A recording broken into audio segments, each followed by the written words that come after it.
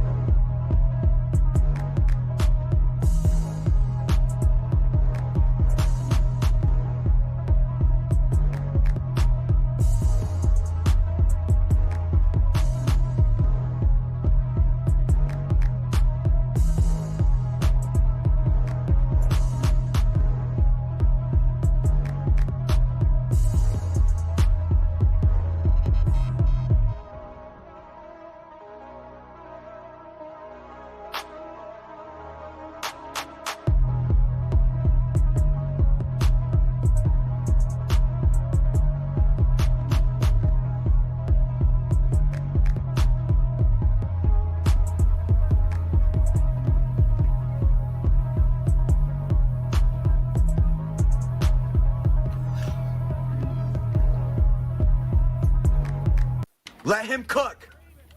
Let him cook now. Let him cook.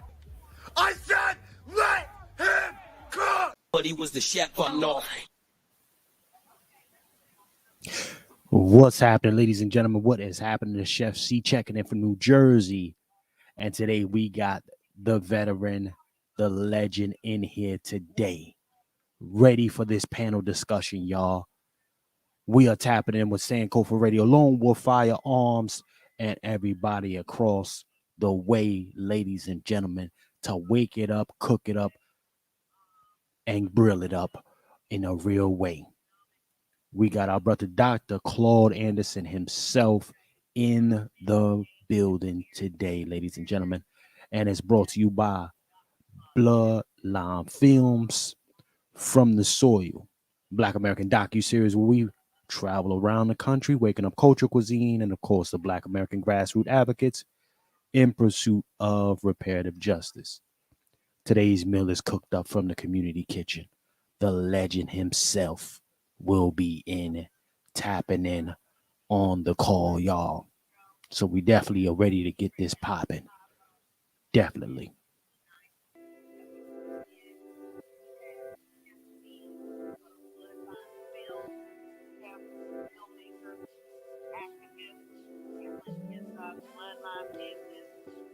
We've got Juan Johnson of Lone Wolf Firearms, and we may or may not have, he's going to try to come in. He's doing services because he's actually also a reverend. Dr. Randy Short, who's an influencer, PhD, and member and head and president of the Angry Black Men's Book Club. And of course, our beloved co-pilot, JD, who is president of her own business, which we don't talk about, which is Ann Jazz Body Products, and her son, who we are going to be promoting, Lipco, who's a Black-owned brewery, meaning beer, brewery business here in the District of Columbia. But without further ado, I don't want to waste any time because every minute is precious when it comes to our beloved Dr. Claude Anderson. So I want to get right on in, and hopefully he's pulled into the line. Dr. Anderson, are you there? Yes, ma'am, I'm here. Oh, how you doing? Happy New Year. Well, Happy New Year to you. And I wish you more happiness and a lot of money to go along with it. Oh, man, well, that's what you call happy. Yeah. Well, listen, first of all, thank you so much, and the whole Welcoming family. And I just like to let everybody know how Dr. Anderson reaches back. He reaches back to all of the people, and he always gives his time to people who are important or big-time superstars and potentially, non-important, depending on how you. But he always comes back to the family, and that's what Sankofa Radio Show is all about. I want to remind everybody, go to WSYT951.com, hit that donate button, because right now Dr. Anderson is actively participating in Sankofa. I want to get straight in. Dr. A, all this stuff. I know you've been watching what's been going on with the open borders. So I want to start off, and we have a few more questions, but I want you to generally vent and give us your open thoughts on what's going on with this border. Okay, let me start off by simply saying good evening and afternoon to everybody out there who's listening. And I'm hopeful that I'll be able to make some future comments about some of these issues. But as I grow older, my agent keeps telling me, do the best you can today. There might not be no tomorrow. So you better listen carefully to me, what I'm going to be saying to you today, because I'm just as serious as cancer. And now, in terms of the border is exactly what it was supposed to be way back when they first initiated the 1789 treaty and the Constitution for the United States. What they were saying at that point in time was that this was a free country, not for black folks. It was a free country for what? And they waited a whole year to define it for who they're going to make it out for. So 1 year later, in 1790, about on the 1789 treaty and the Constitution, they came out and said, the first thing, this is a nation that is strictly for the descendants of European whites. This is a white nation, and it stayed so for all up to this time. It has never changed, which means we got a priority on accepting anything that could pass for, look for, try to be a white person can come in this country anytime he wanted to. The borders to this country is wide open for white Europeans. And at that time they would call themselves anything from we're coming here for because we're looking for opportunities for practice our religion in the country. We're coming here to be anything, but what they were really coming here for was two things. They was coming to this country for what we call enhancement, economic enhancement. The enhancement, first of all, was to get free land. All those Europeans started pouring into this country at the behest of George Washington and Thomas Jefferson and the rest of them. They were bringing in whites strictly to enhance for whites in life anywhere in the world. So the whites could come in this country with a swinging door. They didn't have to go through the qualifying factors to be American citizens. All they had to do was get close to the country or touch the land, and they were called citizens. And that would make them eligible for anything in this country.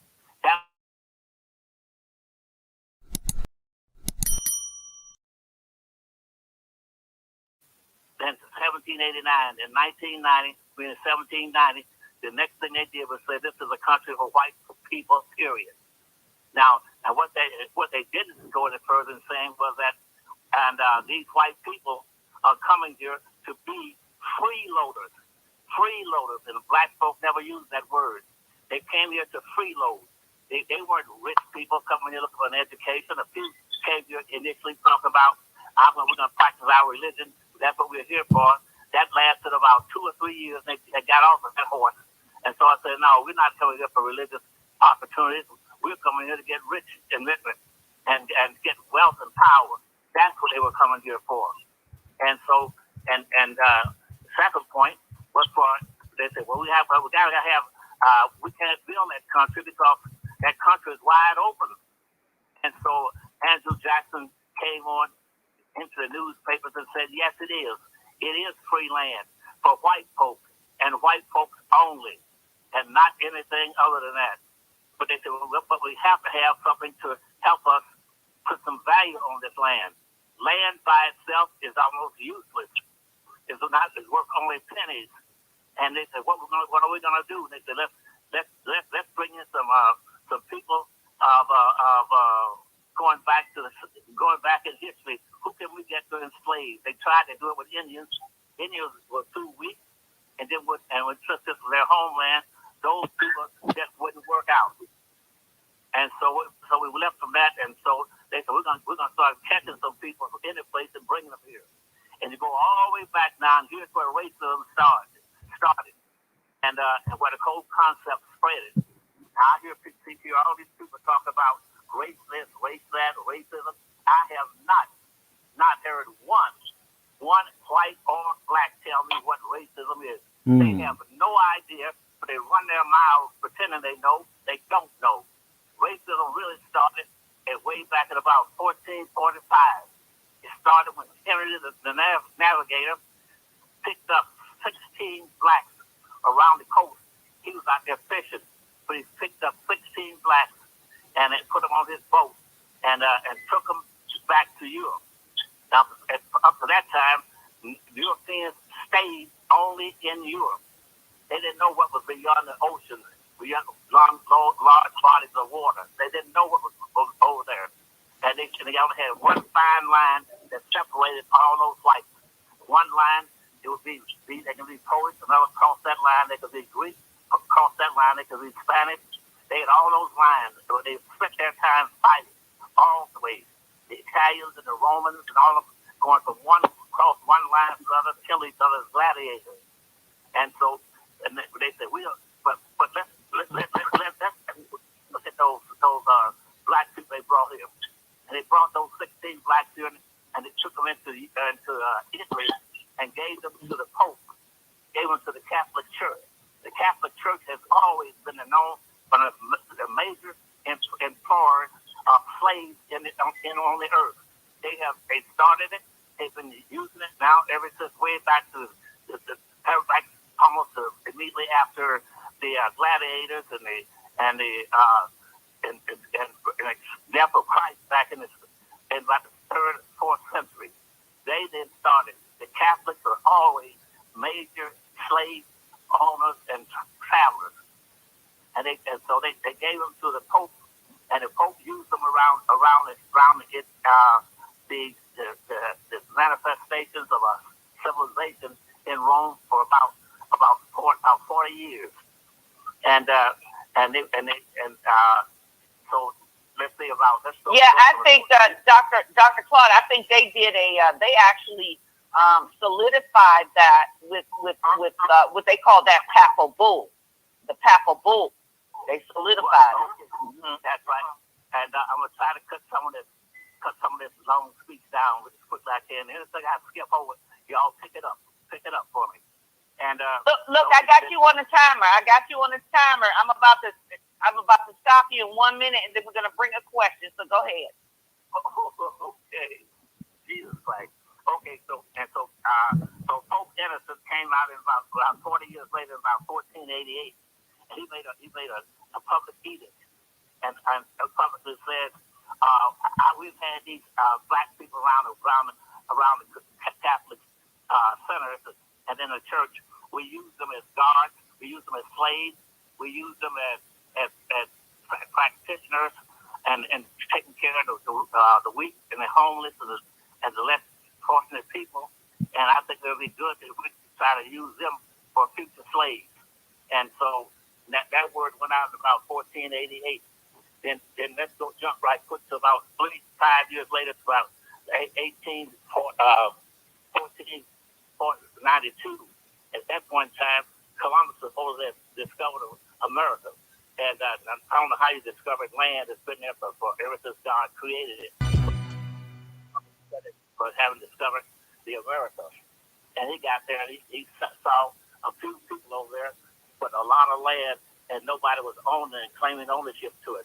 He took a couple of them back with him to Italy, and presented them to Italy to the overclass over there, which was again the king and the queen, and said, "Here's what I found. I found a lot of open land in these people, and that is what could solve one of our major problems."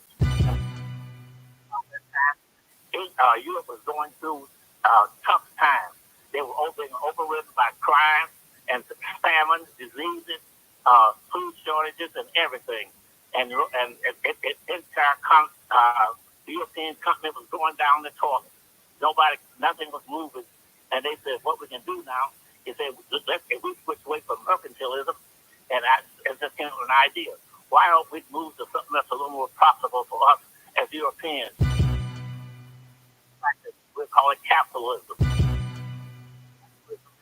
only control the land and the tools and the weapons and use other people's labor to enrich yourselves. So we started that. And they say, well, if that's going to start, well, who's going to own it? At that time, particular time, in around 1502 or 1503, all these about seven European nations got into a contest, like a race. And the Germans, the Spanish, the British, everybody said, let's try to go around the world, see if we can find that land. And then we can do something with that land, own the land, and become power of the space. And so it started, and so 7 or 8 nations started a race, R-A-C-E. That's where that word came from. Okay. All right. That's where the word race came from. Okay, so let me go ahead. It came from 7 nations colluding and confederacy to find that land, and that land happened to be pretty much North South America and the Caribbean. So let's get to our question. I got you on the timer because everybody loves you. Everybody want to talk. So I want to call in if they are on the line. I want to call P. Ray from Chicago. She's out there in Chicago where the immigrants are really impacting her community. Area code 312. P. Ray, are you there with your question? Yes, I am. How y'all doing this afternoon? Good afternoon. You on the line? Yes, we can. You're on the line with Dr. Claude.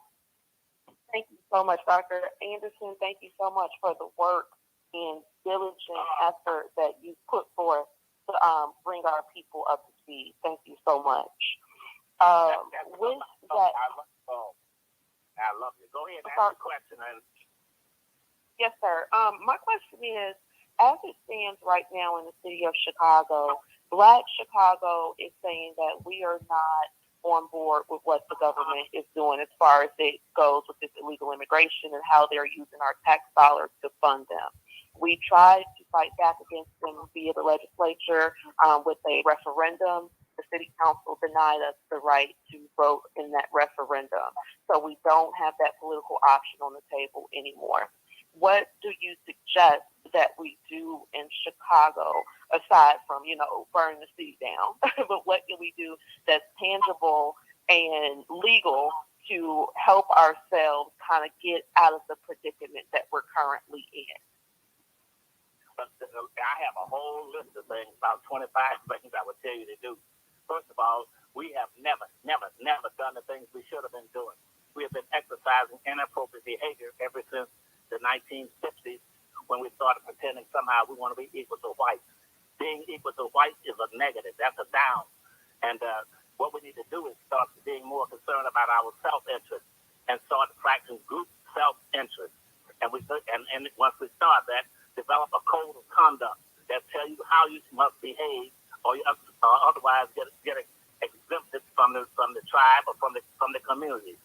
And that's why right now all these blacks are trying to move in Chicago, but they move into white neighborhoods and try to go and allowing that money to get white clean out of their neighborhoods.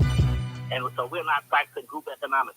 We're not practicing group economics because we're based on a community, because we don't have any community. We do not have any community. Chicago has never had a community. Whereas what Chicago has is a neighborhood. I can come over there and count, I don't know how many different neighborhoods where blacks are living, but they're mixed all up. We are the only people on earth that want to integrate, and integration is a negative. Do not keep trying to integrate with whites and other groups. We do not have independent organizations or independent communities. We have communities where you store your wealth, your power, your history, your money, your currency, and your power is based to be in a community.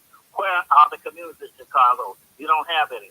And when you start setting these places up, you make sure that that we are, let me see, somebody's passing me something.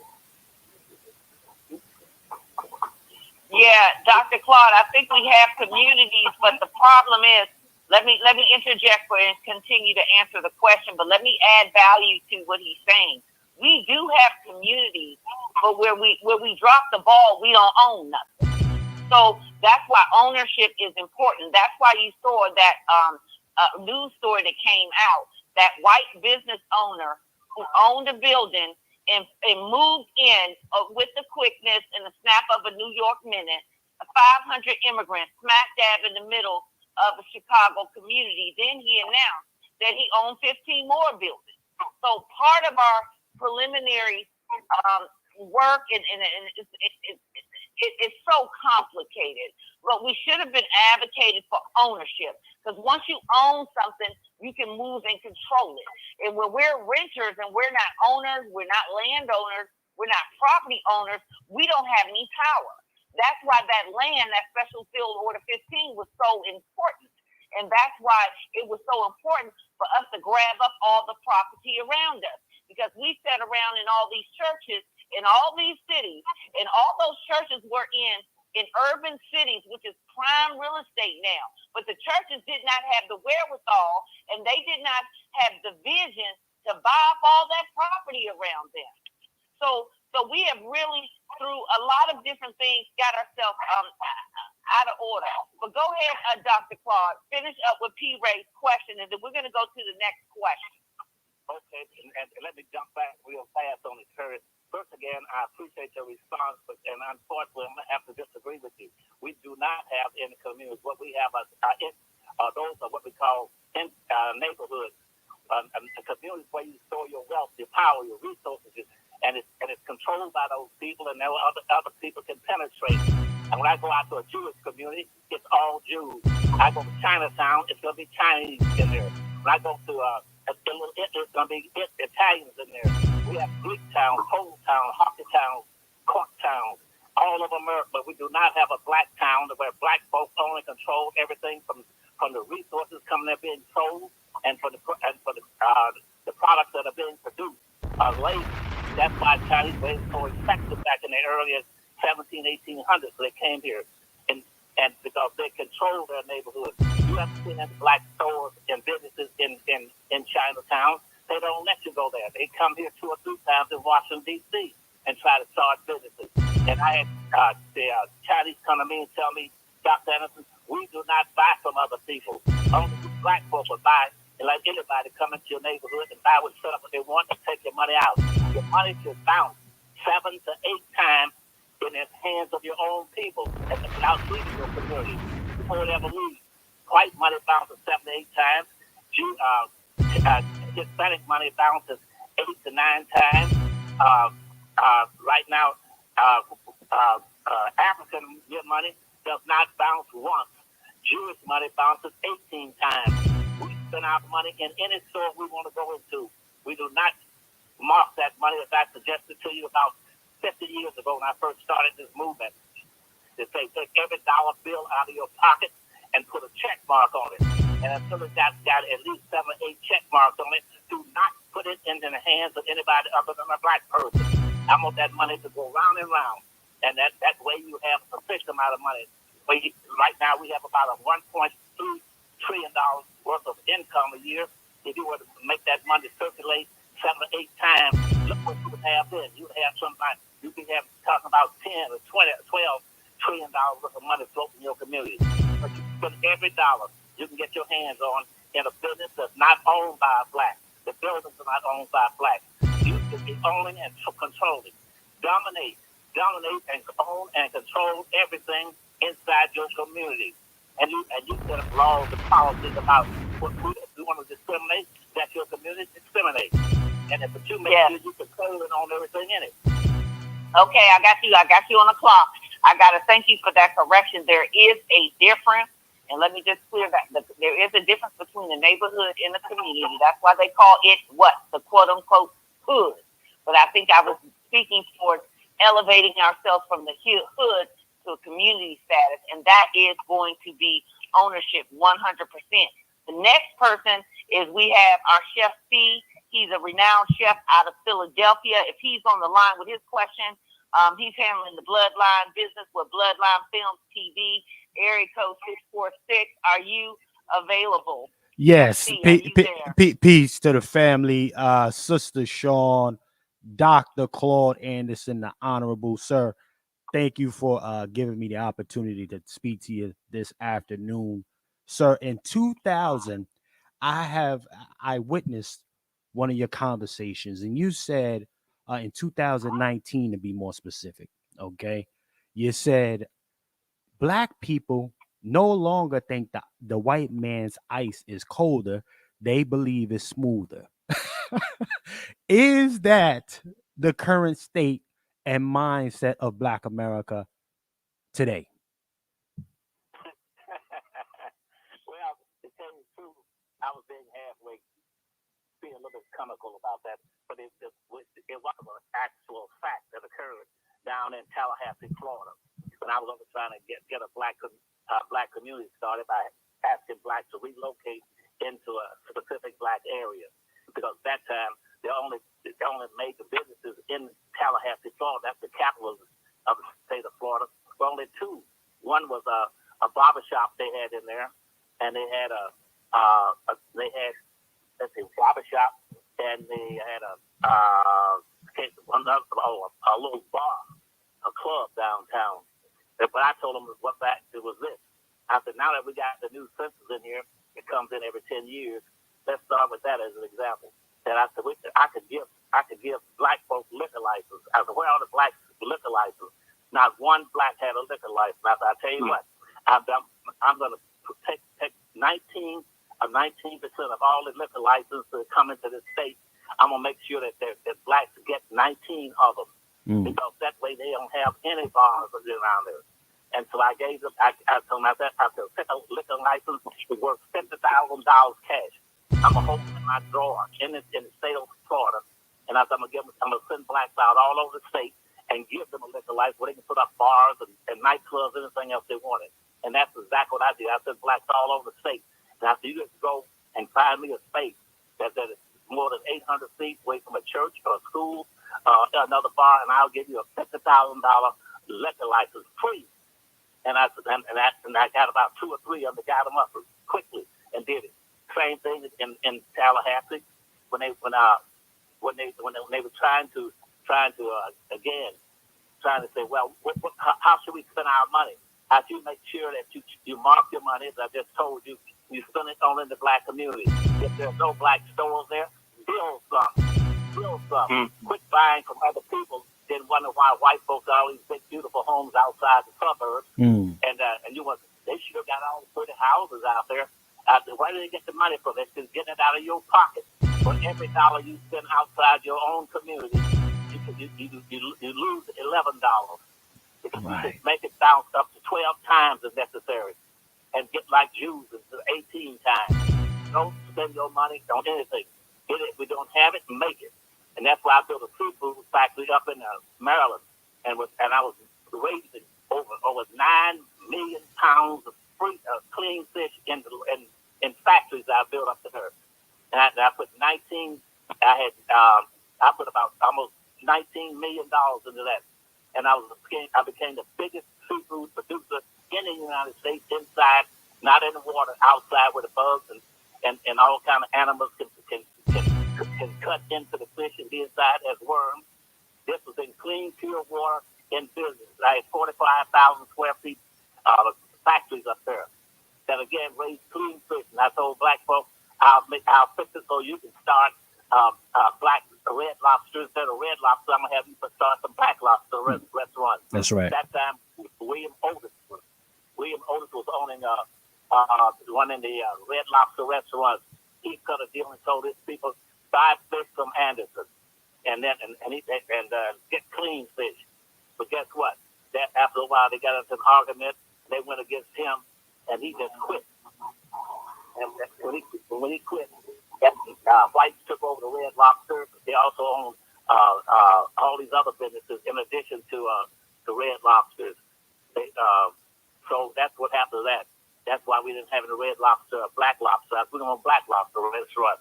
And so, but by that time, I put in all together, I guess maybe about $19 million. But I lost a lot of money in that because black folk weren't buying the fish. Yes, and Dr. Claude, let me just emphasize that. I think what he's saying is that when the investment is there, and it's not just Dr. Claude's story, I hear this multiple times. Like when you open up the business, you got to support it. We just can't be sitting up here talking about we want business, and people go through all of the wherewithal and the money. It really is like we in a shark tank trying to get this money. So you get the money to open up the business, and nobody comes. And I remember a very distinct story that hurt my heart. It was a sister. You know, we like to do these fingernails and things. And then there was like a Korean or I don't know, Asian, like right next door. And they were like in close proximity to one another. And she said it would hurt me because we opened up. And she said all the Black women still went to the Asian. So and that's a problem. That is a behavioral problem. That is what Dr. A, I believe, is trying to say. We've got some behavioral problems to deal with. So let me get to the next question. I got you on the timer. Well, hold on, sister. Speak real quick. Let me correct that. Let me correct something real quick. I am from Dr. Claude Anderson. I'm from New Jersey, representing New Jersey, sir.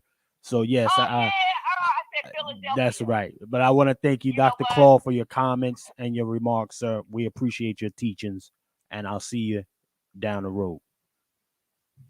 On the next one. Yes, definitely. Thank you for that correction, Chef. See, I'm going to tell you, I had you in mind with, I don't know, you just getting too close to me now. I had you all up in my mind with my brother Ralph Goldsberg from Philly, my rider, and so I mixed you up. So Ralph is from Philly, but Chef C, Bloodline Business, that's right, filmmaker, activist, Bloodline Films TV, out of New Jersey. That's Thank right. you. Thank you. I want to make that double clear. That's my new bloodline, my bloodline, baby. So the next person is Juan Johnson, area code 249, Lone Wolf Firearms. And he has a wonderful question here. Come on in. Are you there, Juan? Juan Johnson, area code 249. Can you hear me? Yes, you're on with Dr. Claude. First of all, thank you, Dr. Claude Anderson, for taking time out your day to give us some of your time. We do appreciate you. We honor you as an elder, as a barber, and I say thank you for your contribution. You have been truly a lone wolf for years, and I appreciate you. My question to you is this. I've read the book, sir, and my question is, I saw that defense and security wasn't mentioned. You're going to do that. Were you going to incorporate that in a later book? Because you talk about building infrastructures, politics, housing, and police, but I did not see nothing about security and defense for us. Okay, and Sister Sean, be a little more specific for me and rephrase that for us. Make sure I can. Oh, okay. I don't know if you can hear me. Let me rephrase the question. The question was, in the Powernomics, he's read your Powernomics book and your catalog of books. But in that reading, he noticed that security, like security for our people, and when we say security, we mean like physical security, like with guns. And have you ever contemplated how that should be a part of our Powernomics business model? Because we have to be safe and secure, because what we understand, these people are Confederate against us. These people are raising arms and everything, and we don't have, what's the, remind me, what is the, we used to have like the deacons of defense and all that. So the question was, have you ever pontificated or thought about putting a security piece as part of our Powernomics goals and platforms? That's the question. Oh, certainly. I most certainly did. That was one of the first things I did again as a Marine, and the Marine Corps, and having the unique experience of having went through 3 different wars, and then as an aviator, I'm a pilot, and fighting in South Korea, and then again in North Korea, and then going aboard a ship to Watson, being shipped down to Taiwan for the possibility of an invasion there, and but my ship once stayed off the coast because the war between China and Taiwan did not break, and so I had my military experience that's been pretty unique, and I told black folks that what's happening, you need to sort of organize your community. You can't organize a neighborhood, organize that community, and when the first thing you do is get somebody other than NAACP and Urban League to start sort of organizing people and assigning responsibilities for them, each one. In every community, you should have at least one person designated to know where you can get fuel, for instance, gasoline or any kind of heating oil. But it's because it gets cold and the people start freezing to death, that everybody's black to be able to get oil. You can have a long trail of oil stored someplace in your community where all of it can get enough oil to survive in cold weather. For food, the same thing. I say started your own food. We started raising your own food in Memphis. I went down and spoke to all these about 5 or 6 major universities down in the South, including Tuskegee. And I talked to the president and all the other people down there in these other universities at the administrative level, and say, why don't you start developing your farm and have farm co-ops so that every Friday or every week you can start shipping all your food to different cities and have city food markets where blacks don't have to leave their neighborhoods to go get food. They can get fresh food that's being shipped in from the farms in the South. You got something like 4 million acres of land down there that's doing and raising nothing. And I said, we're going to organize it. And again, with the headship in one of those major universities told me, well, Dr. Anderson, white folk wouldn't like that if you start doing that. And he said, I can't go along with that. So at the end of that, just like back to the seafood, out of raising 9 million pounds of fresh fish, clean fish, with no chemicals in the water and no trash and infestations. And guess what? After about 9 or 10 years operating that business, and I was in Seattle, the Chinese were coming down from New York every week, buying 10 or 15,000 pounds of fish a week, and hauling it back up to New York, into these big urban cities. I was setting it up for black folks, and after 9 years, you know how many fish black folks bought? And How many? 40. Oh, Lord. And I couldn't hold on because they didn't come down and buy the damn fish. And it's a clean fish. It was tilapia and what's the other fish? Yeah, it was a farm. It was a farm, so it was organically grown and it was fresh, and you didn't have to worry about contaminants and things like that. So let me go. I'm gonna let you. I got another person who has a question, and what we're gonna do is we're gonna rerun these questions back down once we get. But I have a whole lot of others. That's Dr. Short, Dr. Randy Short. He's the influencer. He is the influencer on YouTube with the Angry Black Men's Book Club, Harvard PhD, area code 202. Dr. Randy Short, are you on the line with your question? Yes. Do you hear me? Yes, we can. Do you have a question, Dr. Short? Dr. Short, Dr. Claude. Go ahead. Dr. Anderson, thank you for your work. Yes, sir. I bought my first book by you in 1985. And yeah, so was it Black Wealth, White Wealth, something like that. It was wonderful. And that's perhaps the best. I remember buying it from a bookstore on Connecticut Avenue, from a black-owned bookstore. Now, my question to you is very direct. It's a 2-part. My question, you can say yes or no to it. The first part. The second part, you can go into detail.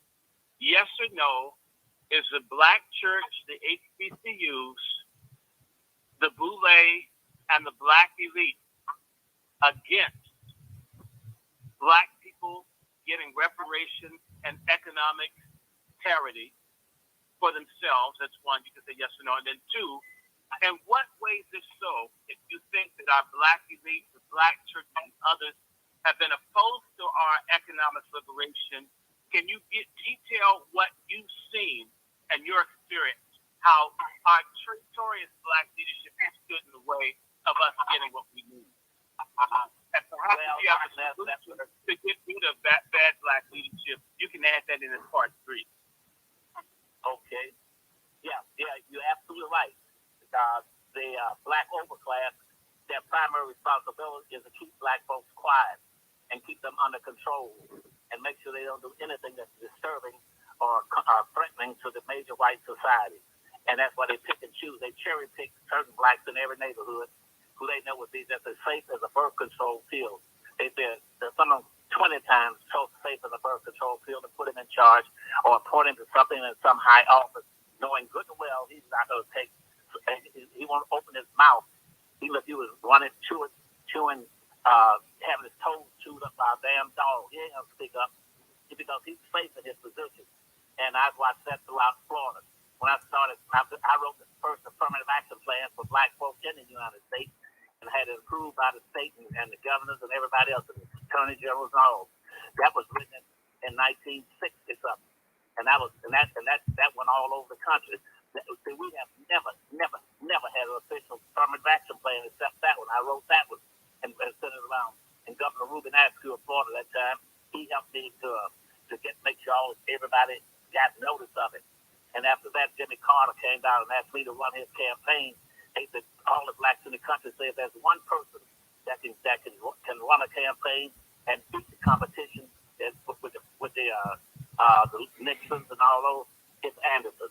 And so blacks told people in Atlanta, Georgia that they asked me to run his campaign in Florida, and I had the highest turnout in the history of Florida since 1935. 96% of all the black folks turned out. That's how Jimmy Carter got elected to the president of the United States. He turned around then, and I had 2 offers, one for ambassadorship, one to the Bahamas, and the other one to Ghana. And at that time, my wife didn't want to go, and I said, so they said, why don't you be able to take up these some of this economic stuff for the South, help all these blacks in the South. And that's what I did. I headed up a commission with I had about 16 or 20 governors on my board. I was the chairman. I ran them, and I built things for black folks strictly across the South. In South Carolina, I built the Hilton Head Seafood Co-op.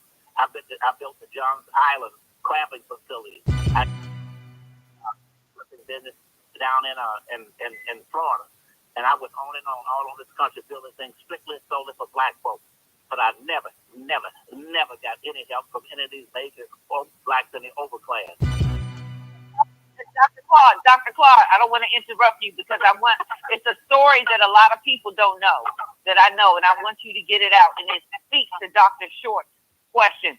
Tell him what happened with you and Jim Klingman. I believe it was Bob Law, and when you all went up into Detroit, and what happened there.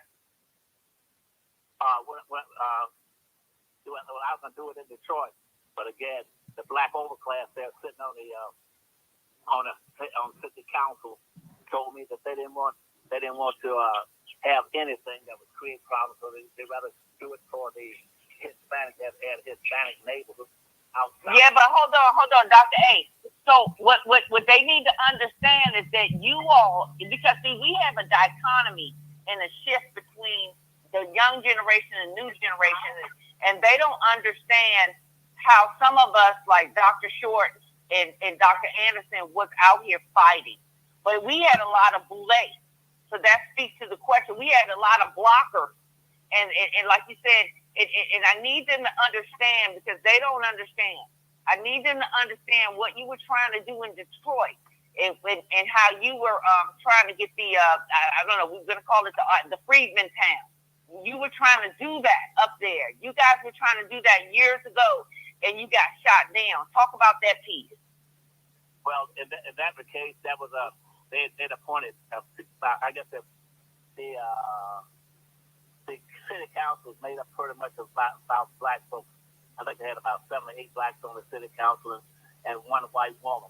But the white woman was being told, do not let black folks do anything significant in this city. Because being with the President of the United States, I knew that they set Detroit up to make the Detroit be the highest and biggest and most productive Chinatown outside of China. At that time, they were trying to make Chinatown, Detroit, a Chinatown. And so I was fighting them, and I asked for property so that I could build the factories and all there and bring in businesses for them. I had something like about 20-something businesses that black would be all black. We're going to make up our own community. I had grocery stores and everything you could think of in that line, along with the factories. And we would have been creating jobs of all nations, but all would be owned as president and operated by black folks. But we had Sam Bowles on the city council that the white woman got to and told him, don't do anything to help black folks. And I said, you have to. I said, because Detroit 200 years ago, and three or four white folks controlled all the land in Detroit back in about 150 years or so ago. And now guess what? After the side, I'm grown. I quit. Because I'm going to stop here and keep fighting and wrestling with you. I don't have to live in Detroit. I'm spending my money. And I put $19 million into it. I said, I don't have to say and fight you to make you take something. I said, I tell you what. I said, if they don't do this, Detroit will be owned and controlled by whites again, just like it did 200 years ago. And right now, this day, right now on a Saturday, you go to Detroit now, and nearly 100% of all the land downtown on the river, the prime property is owned by 3 whites. 14 over in Cleveland. Another one is called Maroon. He owns the bridge, the tunnels going to Canada that brings the revenue. Everything in Detroit, especially downtown, is owned by 3 white people. Period. So, Dr. And Dr. Short, hold on real quick, Dr. Short. They come right in behind me, Dr. Short. What was that mayor's name that blocked us? Because I remember that. What is that mayor's name? He went to jail. He was in prison. Kwame Kirkpatrick. There it is. Kwame Kirkpatrick. So I wanted you all to come out versus me because I already knew the answer. So when I'm talking to people sometimes publicly, sometimes they think I don't know what I know. But the thing is Kwame Kilpatrick came out against this master plan. And you had a Greek town. You already had a Chinatown. Everybody has one, just like everybody has a reproductive part. Everybody has a town like a reproductive part, except the black people, the freedmen, the descendants of U.S. chattel slavery, the foundational black Americans. Everybody has a part. Go ahead, Dr. Short. We're being betrayed. The ethnocide, the slow institutional economic genocide of black people is co-signed and authored by black folks we think are respectable. We're never going to have anything until we rebel against our traitors. They're deliberately doing this. Everything that you're saying is true. The HBCUs and the black churches are all working against our survival. And as long as we invest in people who are cutting our throats, we find our own death warrant. You're absolutely right. Absolutely right. We've got to break away from most of these churches. Most of them are nothing but pimps and pedophiles, pimps, grifters, liars, chistlers. I'm a preacher's kid. I don't like preachers. Most of them make me angry. I'm sorry, I couldn't hear you. I'm a preacher's kid. I don't like preachers 99% of the time.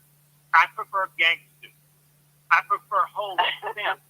They actually do the business that they say they're doing. Well, right Dr. Claude, go ahead. Dr. Short said he prefers gangsters over preachers because they're not doing his job. And then we have a 4th question by JD. So go ahead and close it out with Dr. Short. Well, I'll tell you right now, if you want to go on your TV right now on your computer and type in TD Jakes and Eddie Long. Look, Dr. A ain't that old, y'all. Y'all thought he was like somewhere in the weeds and he old. He's fresh off he's up with the information. Okay, we got another. Let's go ahead and bring in 202 JD. Miss JD, my co-host. My co-host. Come on in. 202 JD. Okay. Can y'all hear me? Yes. Okay. Hello, Dr. Claude Anderson. It is a pleasure meeting you, hearing your voice. I've been following your work. I have your books. The hardest one for me, I just want to say, was Black labor, white wealth. Good God Almighty, that thing brought me to tears. But I got through it, and I want to thank you for all of your life work, all of the efforts, time, energy that you've been putting in, working for the people. So I wanted you to say that. It's an honor to meet you. Okay. Thank you very much. And would you do me a favor? Right now, 5 books. I wrote those books in an order, vertical order, starting with the first one being the Black Labor, White Wealth, just to show you the nature of how it came about. But it goes all the way up to the top. The last one is called the Black History Reader, which asks questions, 101 questions that you never thought to ask that you need to know the answers to. And that's the last book. I got 5 books to be read in an order. And then think about it, to be in every school where Black kids are attending. Do not let your kids go to school and spend all their time reading about Benjamin Franklin and George Washington and Hoover, anybody other than Black folks. My books, all of the Dirty Little Secrets books, those 2 books alone have over 1,000 short stories about things, achievements of Black folks that Black folks never knew about and would never find out about. These are books that are all in that stack. There are 5 of them in there. Now, all 5 of those books can be purchased for less than $100, and they can be in any home. And you don't spend your time sending kids to school if you don't have those books in your house. I got people in Detroit right now that out of every Black kid that starts the elementary school for kindergarten, he never graduates from high school. 50% never graduate. And out of the 50% that does graduate, guess what? They're reading at a 5th grade level because you don't get the books and have them read the books. You tell your teachers and your school system that are putting all those white books in the school that tells you nothing about Black folks' problems and how they can be resolved, and the people you should be loving and respecting and appreciating. And they got you looking for white folks for what white folks will do for you. Like the Biden and the rest of them, no white person in the history of this nation, no white president has ever said one damn thing or sent one special bill, a program, of resources to Black folks in all these damn years. I was associated with 2 presidents. That was President Carter and with Clinton. And I had experiences in the White House and all that. I was the first Black assistant secretary in Commerce. And when I had them trade missions in 3rd world nations, that was all through the Caribbean, Latin America, Europe, England, Germany, France, and Africa. I hear this. I was the first Black ever with a cheaper. And Dr. Claude, I don't mean to interrupt. So speaking, I want her to get her question, but now that you're on the books, that's something that I wanted to close out with. The biggest thing that I want to tell everybody to do is get that, I call it the Red Book. The Red Book is the Black History Reader. And that is very, very important. And outside of schools, if you don't know, call your local library and request for your library to add that book to its inventory. It's not just the schools that you can call. Call your local library, and especially the Black History Reader. It's an easy read, and then that will kind of tease them for the other more academic books. But that's a book that your children can read, your grandmama can read. That red book, that red book is like what that green book used to be up to us. So you definitely got to get that red book, and you go to powernomics.com and request your local library. Put the request in to inventory that book. Go ahead with your question, JD. Okay, so my question, Dr. Claude Anderson, is what do you recommend as your top 3 priorities for Black people moving forward? First of all, I want them to stop trying to practice socialism and practice capitalism. Capitalism, as I said, came up in the 15th century. And I know a lot of Blacks come around here now. They got a little tinge of communist views about things. But capitalism is a very simple process that came out after when slavery started. And it own and control the land, the tools, and the resources, and then use someone else's labor to get profits out of it. A possibility for our people. Our people right now don't understand that. The wealth gap in America is as bad as it's ever been. And we, as black folk right now, only control only one half of 1% of the wealth in this nation. That's one iota since 1860. You cannot compete physically, financially, in any other respect unless you get some money. Don't let people tell you money is bad, money no good, all that kind of stuff. Money is the only way we have to get it. Keep your money in your pocket and make it bounce 11 to 12 times before it leaves. Number two. And number two, what I want you to do is to build your own community and do it vertically integrate. Control everything from the bottom to the top. And that's like in the seafood, that's why I went down and built the seafood industry, and I was put all these restaurants on top that you all can own your own restaurants and stuff for fish and seafood and everything. And I made arrangements with the big fish industry in Florida that will ship me everything from the crabs and the oysters and everything. I want you all to dominate, and control wherever you live in the majority, and then wherever you shop in the majority. Everybody else control your community, and if it's something that you're buying, you make sure you own it from bottom to top. Okay, number three. Close your neighborhoods every night. Do not leave them wide open as a neighborhood. Anybody can drive through and drop off the pimps, the hustlers, the drug dealers, the prostitutes, and dump their garbage on vacant lots. Stop it. There's value to it. Close it. Put a fence around it. Or put up signs saying this is a black neighborhood. It is for business. If you talk dumping anything in here, that's your ass. Yeah. Number three, Dr. Claude.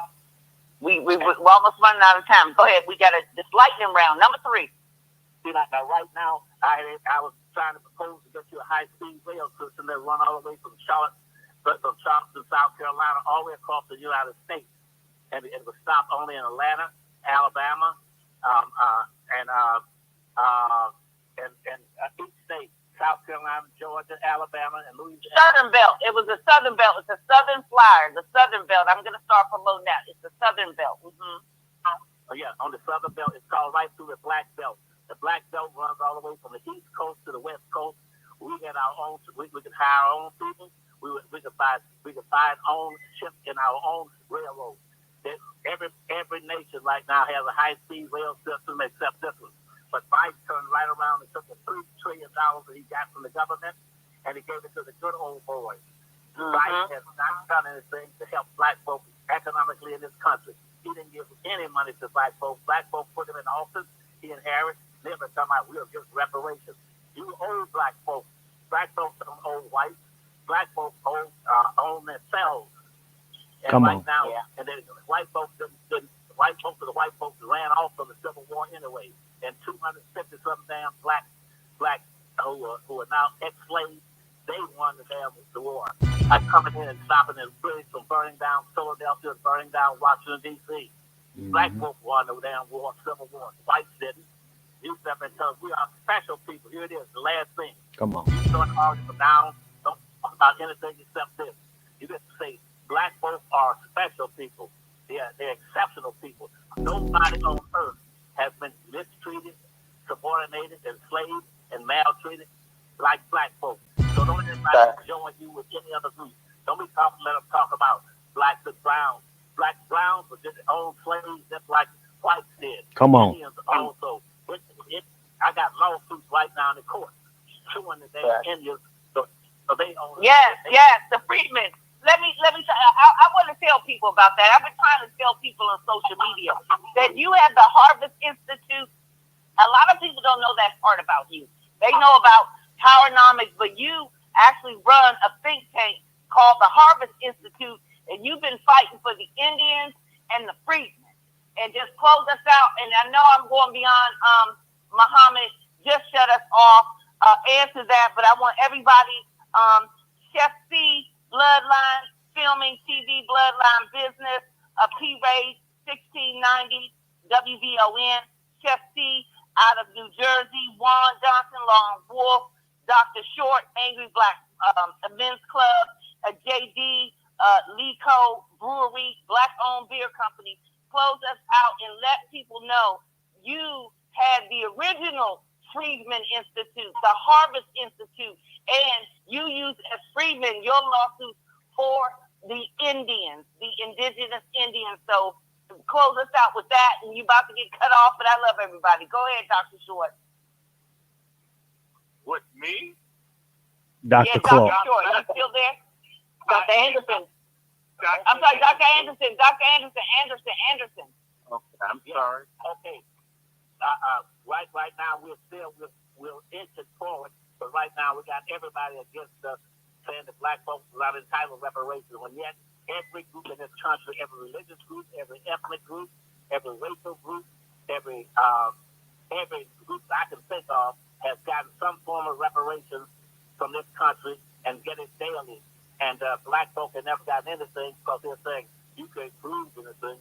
You don't have to prove it. They know, everybody knows how you were enslaved and mistreated and denied rights. And the problem in this nation is not the civil rights organization. Don't understand. The major thing that we're talking about is what the problem was during slavery. Slavery was designed to redistribute 100% of all the land, the businesses, the resources, the power, the privileges, and control of everything in this country into the hands of the dominant white society. That's all the civil rights people should be talking about. Quit cut this stuff about equality. Come on. Blacks don't need equality because they're above every damn body as it is. Why would you want them to come down to be like something like Mexicans or people coming from islands and everything else? Talk that. They were not enslaved. Black folks should be the epitome of everything that black folks should shoot for. Right. Shoot for 100% of redistributing everything that they took from black folks, give it back to folks and get it back. That's reparations. All right. Come on. MFM.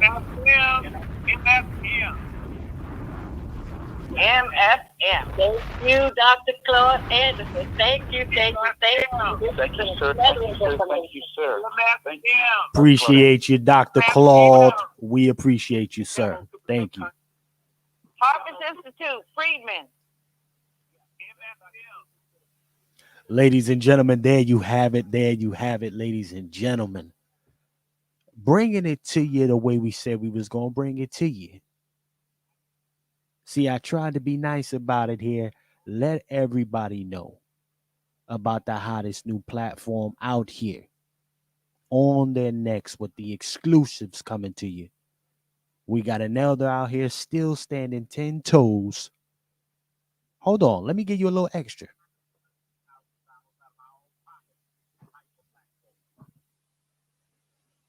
We love you, Dr. A.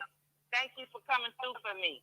We love you. I want you back in August because we going to Chicago in August. We're going to Chicago. Shout out to you, Dr. Claude. You're a legend, sir.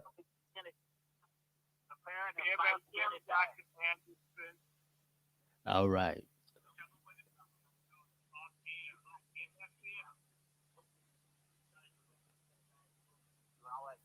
Dr. Claude Anderson, people want to know how they can contribute to you, sir.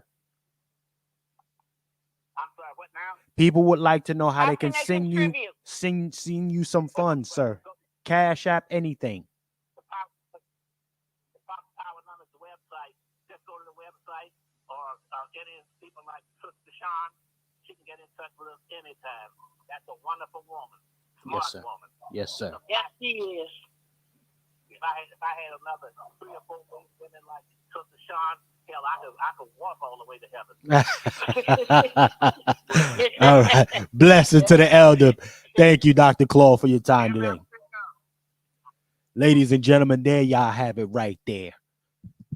Does that work for you, ladies and gentlemen, that's still tapped in with us? Does that work for you? Did we do right by y'all bringing you the elder? Did you get any gain from the elder today? That's what I like to know. Shout out to all of y'all that's tapped in. Did we get any gain from the elder? You know, listen again, if y'all haven't subscribed to the platform, make sure y'all go ahead and do that. We're going to have a lot more high-level exclusives coming to you. And next time, I'm going to get them on camera for y'all. I'm not going to listen. We're not going to play no games over here.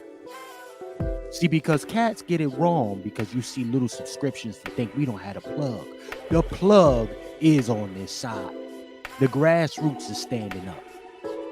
And if you got our elder like Dr. Claude Anderson still standing 10 toes down, who the hell are we to clock out of the job?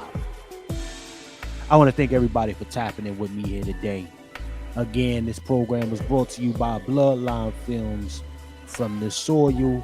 Again, you heard him talk about it. Bloodline Films from the Soil. Right? If you haven't, go ahead and tap that in. Go ahead and check it out on YouTube. Also, keep in mind, ladies and gentlemen, we got other programs coming. I want y'all to subscribe, like, and share to this thing. And remember, ladies and gentlemen, in a system of white degeneracy, you stand for nothing, you fall for anything. My name is Chef C, and I'm out.